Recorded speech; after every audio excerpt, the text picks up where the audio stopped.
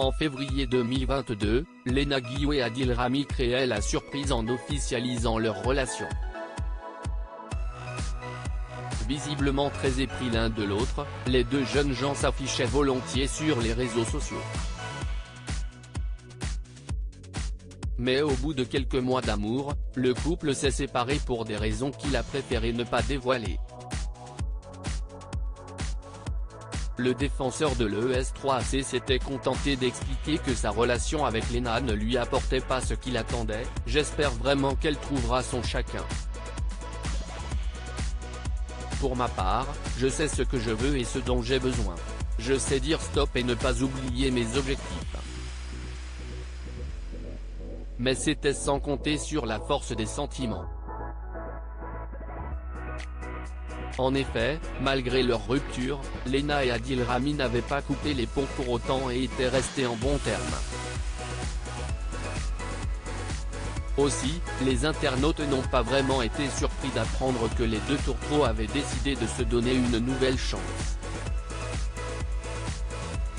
En mars dernier, ils confirmaient leur retour de flamme via une publication postée sur les réseaux sociaux.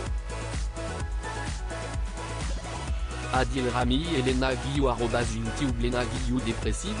Bien qu'elle ait recollé les morceaux avec son amour de sportif, Léna Guillou traverse actuellement un petit passage à vide. Très ouverte sur les questions de santé mentale, l'ancienne candidate de télé-réalité aborde régulièrement le sujet avec ses abonnés et n'hésite pas à faire part de ses propres difficultés.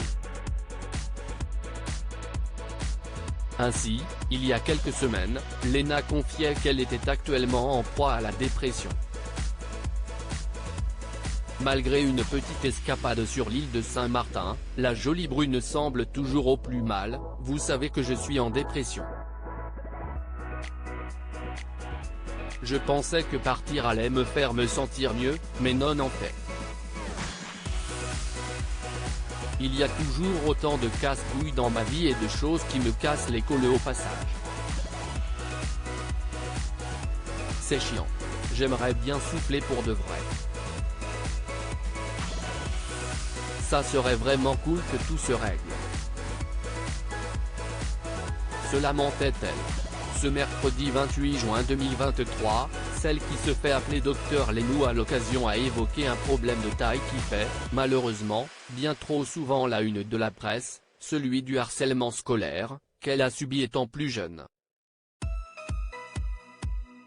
Léna Guillou harcelée à l'école suite à l'appel d'une internaute qui lui faisait savoir qu'elle avait beaucoup de mal à se remettre de ses années de harcèlement à l'école. Léna a tenu à apporter son témoignage. « Tu sais, les enfants sont méchants et pas que. J'explique souvent mon cas pour vous aider. Plus jeune, j'ai eu le droit à une réputation de péteux en étant vierge, avec plusieurs rumeurs complètement fausses, a-t-elle révélé dans l'une de ses stories Instagram.